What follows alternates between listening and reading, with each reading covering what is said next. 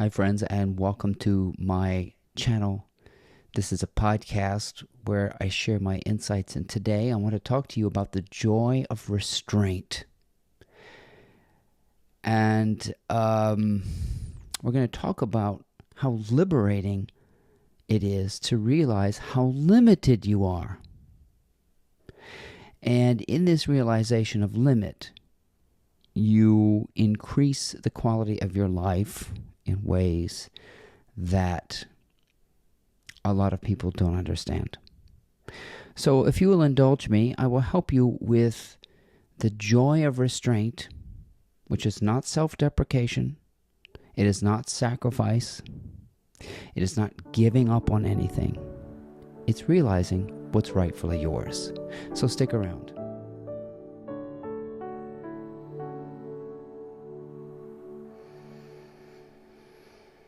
There is a very strong part in us that is diluted in thinking that the world is our oyster. And that anything is possible.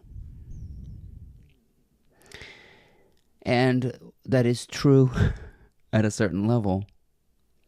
Fundamentally, we have to examine it more consciously. And we live in a world whose eyes are bigger than their stomach.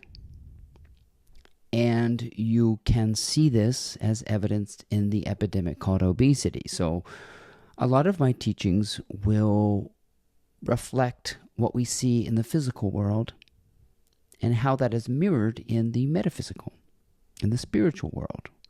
And there are similarities. The physical world is a reflection of something much deeper and much more fundamental. I have a friend, we'll call her Mandy, and she has a weight problem, and I would say she's morbidly obese. And she has never really, to my knowledge, faced her food addiction. She battles with food. And we all do. We all battle with compulsive behaviors. And to me, spiritual practice is a recovery from the conditioned state, understanding this struggle of that which overpowers you, which is concept. A preoccupation with a really, really active mind. Now, what we're trying to do is to descend into the creative mind, which limits choice for you, which restricts choice for you, and will do so in a natural way if you chisel into the creative mind. So Mandy goes to a restaurant, and you can see her eyes. The menu is overwhelmed. It's the choices. And she's already talking about a number of appetizers, to have this and this and this, just to have it all. It's a craving kind of thing. And already discussing, what are you going to have? And what are you going to, you got to make sure you give me a bite of that. I want this. And it's as if the entire menu is hers. We all can relate to this. We've been to the Golden Corral kind of places, the all-you-can-eat buffet kind of places, the casinos, the cruise ships, and we have seen the frenzy. And we may have even participated in the frenzy. And when you want it all, and it's freely there for you to have, you end up taking what you don't want.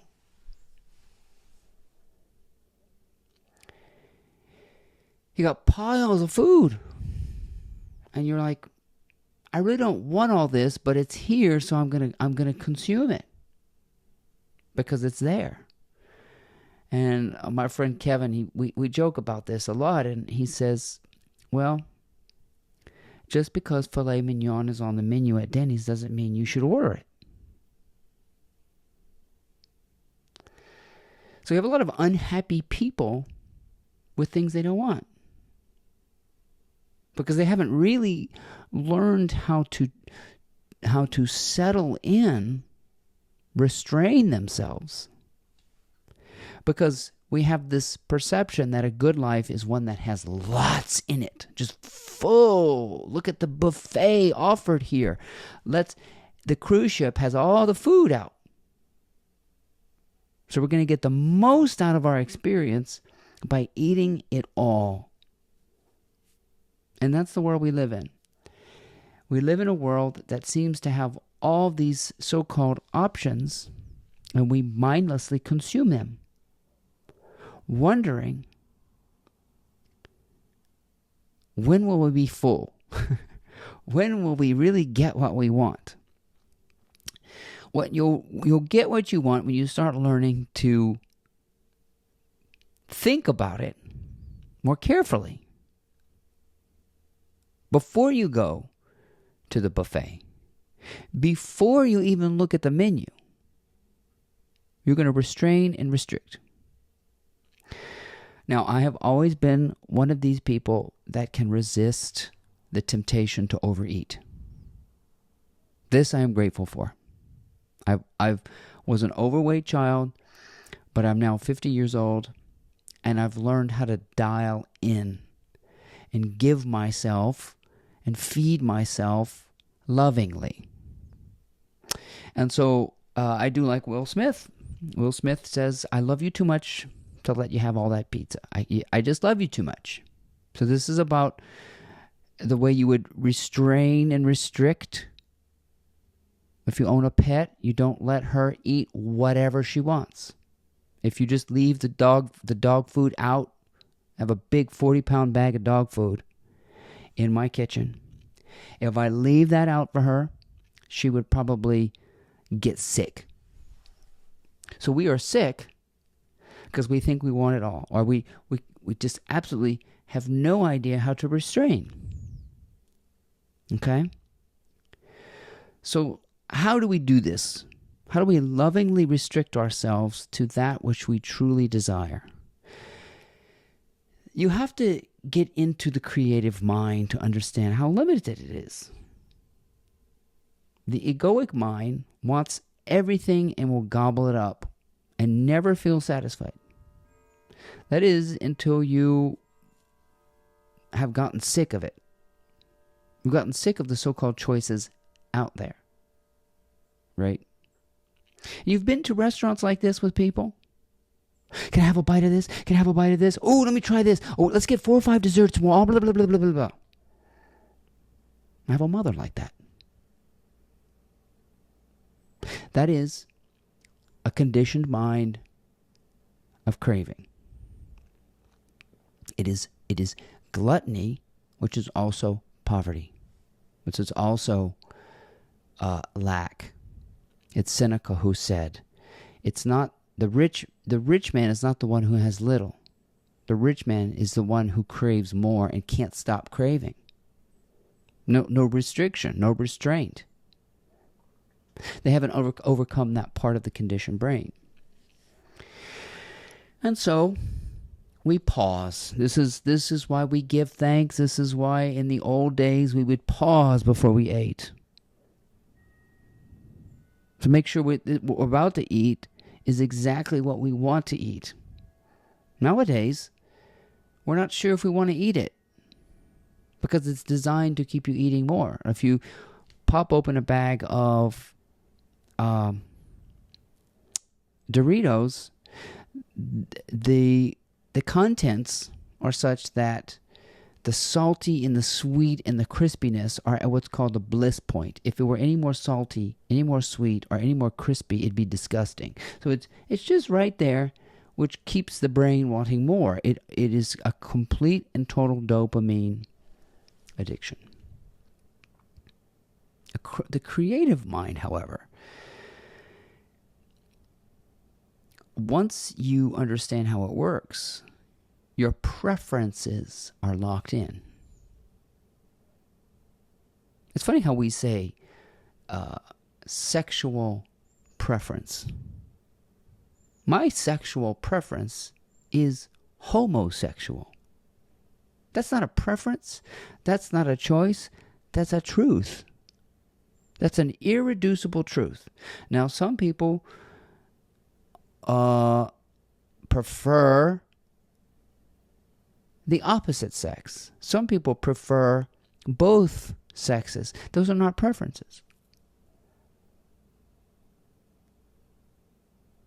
And so you have to understand you live in a world of contrast, but that is to help you understand how limited you are.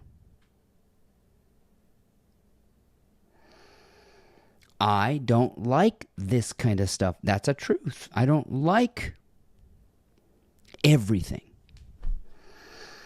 Thank God I don't like everything. I don't like rap music. Thank God I don't like rap music. But that doesn't mean that if somebody else likes rap music, that they're wrong. They've narrowed down their choices. That's what they like. That's what they prefer. That's how they live. And we can live together in seemingly separate worlds because their creative mind has limited them to that.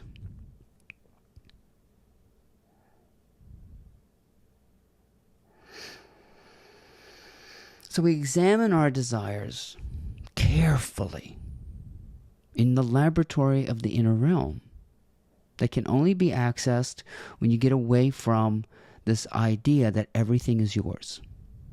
No, not everything is yours. If you had everything, you would be bored with it. It's too much. You see this all the time. You see billionaires, and they suddenly come into all this money, and they go out and buy a Rolls Royce that they don't even like. I watched a podcast about a guy who had all this money, and he said, the first thing I did was go out and get a Rolls Royce because I thought I had to. You see? He didn't really check in. I don't like Rolls Royces. I like motorcycles. I don't even like cars. I like bicycles. Some billionaires don't even have a physical property. They don't live anywhere. They live all over the world and they Airbnb it all the time. That's kind of a neat life. Or they live in a camper or a tiny house. But they've learned to dial up the quality of life is to reduce. To stick with what's yours. To really understand what it is that you want. And when you get into your own desires, you know what? You don't have that many. We think we want it all. Like my friend Mandy, she wants everything on the menu. No. And she gets pissed off, or we don't talk anymore. She gets so foul at me. Because I don't even really look at the menu. Before I go, I'm like, okay, I'm craving fish. So I'm gonna be already narrowed down my choice before I got there. Depending upon the restaurant. If I kind of know where I'm going, it's gonna be seafood or chicken, or if it's a steak place, you know what I'm saying? I kind of already know. I've always been good at knowing what I want.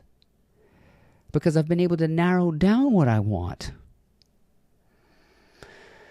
And I realize that my life is designed so that I can partake fully in what it is that I want. And I dim down all of the rest of the so-called choices. Is that a selfish way to live? No, it's the only way to live. Too many of us have things we don't want. We're doing things we don't want. We're with people we don't want to be with. The secret to life, if there is a secret to life, is to pay attention to what you love. And St. Augustine says it very, very simply. And I'm going to rephrase it. But St. Augustine says, love God and do as you like. It's the love God part we have a hard time with. So I'm just going to say it this way. Be loving and do what you love. Put love first. Are you doing what you love? Now, I hope that you're watching this video because you love watching Brian Hebert blather on. I hope that when you're watching this, it doesn't piss you off or you feel some kind of ill, Turn it off. Start noticing when you're doing things if you feel icky. I started paying attention to the fact that social media, I felt icky when I was engaged in social media. I felt icky when I was engaged with dating apps. I felt icky when I was doing pornography. I felt icky when I was drinking alcohol. That's self-denial. Doing things and not knowing why. Doing things that someone told you to do or you thought you were supposed to do. That's self-deprecation. That's self-denial. That's betraying yourself, as Caroline Myss would say.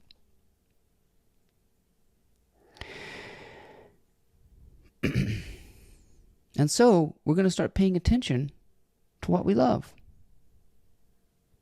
And we're going to stop denying that as a means to fulfillment. Many of us have a tremendous imbalance in our lives of doing things we feel we have to, doing things we're obligated to do, doing things because we think we're supposed to. That's a tremendous amount of guilt to live betraying yourself like that. You'll be surprised if you start doing things that you love. You'll be surprised at the avenues that'll take you down. It'll take you down very simple avenues. What if every moment you paused and said, am I doing what I love? Well, Steve Jobs said that. He would wake up every day and say, what I'm about to do today, do I love this? And if the answer to that was no, too many times, he started paying attention. Something's got to give. Because you're going to get crispy. You're going to die inside. You're going to get all negative. That's a great way to bring death into your life, is to continue to do something you don't love. Chasing a paycheck is a really good way to grind your life to a complete and total emptiness. If you want to find the fullness of life, the path is simple. Love. Do what you love. Do what you love when you love to do it. Do what you love when you love to do it with people you love. Do it how you love to do it. It's completely selfish. It's completely for you. When you restrain yourself, limit yourself to the preferences. They're not preferences. They're irreducible facts. If you want to live in a 19-room mega mansion on the ocean in Malibu, California, in a shoebox modern-looking house, you better make sure that looks exactly like your creative mind says, this is what I want. One time, Thomas Edison was asked in an interview, what would you have done if you hadn't discovered the light bulb? He said, I wouldn't be talking to you. I'd be in the lab. You see? He knew he had it in him. That's the whole point of the creative mind, is I know you have it in you. Where is it? Go in there. Go into your lab. See what's in there. Well, how do we know what's ours? Because you love it. You love cooking. You love dancing. You love being with people. You love doing this and you love doing that. Pay attention. Do I feel icky when I'm scrolling? Do I love reading books? Do I love sitting in nature? Do I love being in a cubicle all day, entering in data? I mean, you have to examine your conscience. And the right answer is the loving one. The wrong answer is that which makes you crispy, irritable, frustrated, bored, and angry. You haven't restrained yourself. You keep thinking maybe you want money. You want a good job. You want good benefits. That's not what you want. You want to do what you love. And you can start doing what you love now. That's how creative people work. Old Mother Hubbard went to the cupboard and she saw that there was nothing there, not even a bone, and it's a perfect opportunity to sit down and write a novel. Stop looking. The creative mind starts from scratch right now. Okay, so what do we do again? We do what we love. And if what you love is saying to sculpt a sculpture, stop and sculpt the sculpture. If you love to dance, stop working in the office and dance. Just go in your house and dance. I'm serious. And you will immediately find the relief that you seek and the fulfillment that you seek. It's just education. We're just trying to educate. Do what you love. Do it when you love to do it. Do it how you love to do it. And do it with whom you love.